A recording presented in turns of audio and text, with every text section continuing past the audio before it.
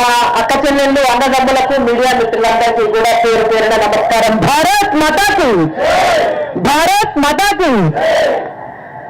ఇవాళ ఈ కార్యక్రమం పెట్టుకున్నటువంటి సందర్భం,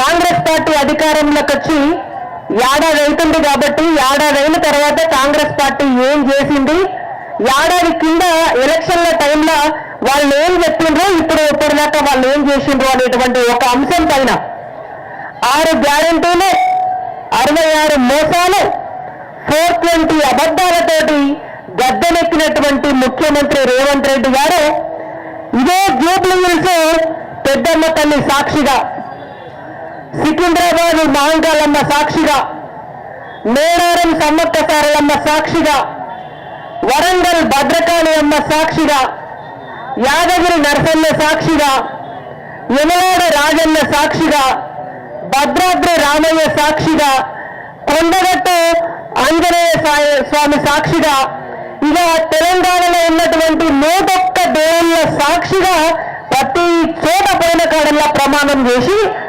నేను అధికారంలోకి వస్తే, నా పార్టీ అధికారంలోకి వస్తే ఇదో ఇవన్నీ చేస్తా అని చెప్పి మన ముందట 6 గ్యారెంటీలు, 66 హామీలు, 420 అబద్ధాలు చెప్పి గద్దెనెత్తింది. ఏడాది అవుతుంది. అనుకున్నాం మీ అందరికీ. ఏడాది కింద ఇక్కడ కూర్చున్నటువంటి దీపకన్న ఏడాది కింద ఇట్లనే ఎలక్షన్ మీటింగ్లు పెట్టిందా పెట్టలేదా? పెట్టి ఇట్లనే సండే మార్కెట్ లో కూడా పెట్టిందా మీటింగ్? పెట్టిండ్రా దీపకన్న? పెట్టిండ్రా? పాపం అప్పుడు దీపకన్న లాంటి నా లెక్క నేను కూడా సిరిసిల్లలో పోటీ చేసిన.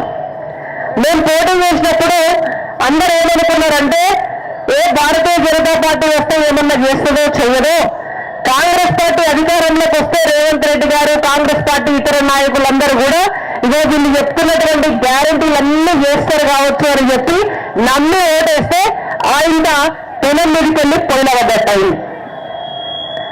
6 గ్యారెంటీలలో ఒక్క గ్యారెంటీ కూడా ఏడాది పూర్తయినా సరే ఈనాటి వరకు కూడా నెరవేర్చని, కొంచెం కూడా భయం లేకుండా, బాధ్యత లేకుండా ప్రజలకు తిరిగి తిరిగి మళ్ళీ అబద్ధాలు చెప్తున్నటువంటి ముఖ్యమంత్రి ఎవరన్నా ఉన్నారే అంటే నిజంగా ఏడు ఆంధ్రప్రదేశ్లో కానీ తెలంగాణ రాష్ట్రం వచ్చినాక కానీ డిసెంట్ ముఖ్యమంత్రిని అయితే నేనైతే ఎప్పుడు చూడలేదు.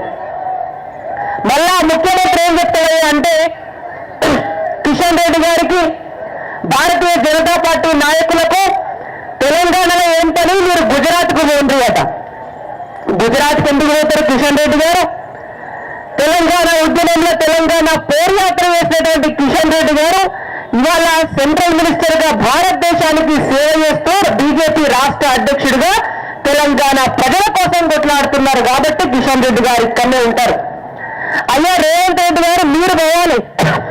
తెలంగాణ ఉద్యమం నడిచిన నాళ్ళు సమైక్యాంధ్రంలో సంఘన వేరి, సమైక్యాంధ్రంలో పైసల కోసం ఎగబడి, ఆ తర్వాత ఇటలీ అమ్మగారి పార్టీలో చేరి కాంగ్రెస్ పార్టీ అధికారంలోకి నేను తీసుకొస్తా అని చెప్పి టీసీసీ చీఫ్ అవ్వడం కోసం ఆంధ్ర కాంట్రాక్టర్ల దగ్గర పైసలు తీసుకొని ఢిల్లీలో పైసలు ఇచ్చి టీసీసీ ఇచ్చి పదవి కొనుక్కొని మళ్ళీ ఇక్కడ పార్టీ అధికారంలోకి రాగానే ముఖ్యమంత్రి సీటు కొనుక్కొని ఇవాళ తెలంగాణ ప్రజల సొమ్మును దోసుకొని, తెలంగాణ ప్రజల సొమ్మును దోసుకొని మహారాష్ట్రలో ఎలక్షన్లు అయితే మహారాష్ట్రకు, హర్యానాలో ఎలక్షన్లు అయితే హర్యానాకు, జార్ఖండ్ ఎలక్షన్లు అయితే జార్ఖండ్కు, జమ్మూ కాశ్మీర్లో ఎలక్షన్లు అయితే జమ్మూ కాశ్మీర్కు కూడా తెలంగాణ ప్రజల సొమ్మును, తెలంగాణ ప్రజల డబ్బును దోసుకొని అక్కడికి పంపిస్తున్నటువంటి రేవంత్ రెడ్డి గారు ఇటలీకి మారిపోవాలి. ఆయన పోకపోయినా భవిష్యత్తులో ఖచ్చితంగా తెలంగాణ ప్రజలు ఏ అహంకారంతో, ఏ దొరకనంతో తెలంగాణ ప్రజల్ని అవమానపరిస్తే కేసీఆర్ గారిని ఇంటికి పంపించిండ్రో, అదే తెలంగాణ ప్రజలు ఇంత మోసపూరితమైనటువంటి దోపిడీతో ఉన్నటువంటి రేవంత్ రెడ్డి గారిని కూడా, వారి ప్రభుత్వాన్ని కూడా ఖచ్చితంగా ఇంటికి పంపించేటటువంటి రోజు గ్యారంటీగా వస్తుంది. 6 గ్యారెంటీల పేరు చెప్పి మా అక్క చెల్లెలందరినీ కూడా మోసం చేసిండు. ఒక్కొక్క మహిళకు 2,500 రూపాయలు ఇస్తామని చెప్పిండు. ఈనాటికి ఒక్క మహిళకు కూడా ఇవ్వలే. ఒక్కొక్క యువతకి కాలేజీకి పోయేటటువంటి వాళ్లకు స్కూటీలు ఇస్తామని చెప్పిండ్రు. ఈనాటి వరకు ఒక్క యువతకి ఇవ్వలే. ఒక్కొక్క ఆడపిల్లకు పెళ్లి చేసుకునేటప్పుడు తులం బంగారం ఇస్తామో, 1,00,000 రూపాయల కళ్యాణ లక్ష్మి ఇస్తామో అని చెప్పిండ్రు. ఈనాటి వరకు ఇవ్వలే. మహాలక్ష్మి మహాలక్ష్మి మహాలక్ష్మి అని చెప్పి నిండా ముంచినటువంటి పార్టీ కాంగ్రెస్ పార్టీ. ఇక ఇది పోయినాక గృహలక్ష్మి పథకం, ఇంకో పథకం. ఒక్క ఆడబిడ్డను కూడా కళ్ళల్లో నీళ్లు రానియనేను మా ఇందిరమ్మ తల్లి సాక్షిగా చెప్తున్నా, మా సోనియమ్మ తల్లి సాక్షిగా చెప్తున్నా, మా ప్రియాంకమ్మ తల్లి సాక్షిగా చెప్తున్నా. ఇక్కడ ఉన్నటువంటి మా అక్క చెల్లెలందరికీ కూడా ఇల్లు ఇస్తా, నేను ఇందిరమ్మ ఇల్లు ఇస్తా, మీరు మంచిగా పోయి ఆ ఇళ్ళల్లో ఉండాలి అని చెప్పి ఈనాటి వరకు కూడా ఒక్క ఇంటికి కూడా ముగ్గు వేయని ముఖ్యమంత్రి రేవంత్ రెడ్డి గారు. ఆయన పోవాలి ఇటలీకి. ఇంకోటి కొత్తది రైతు భరోసా. ఆనాడున్నటువంటి ప్రభుత్వం ఇచ్చే పైసలు రైతులకు సరిపోతలే.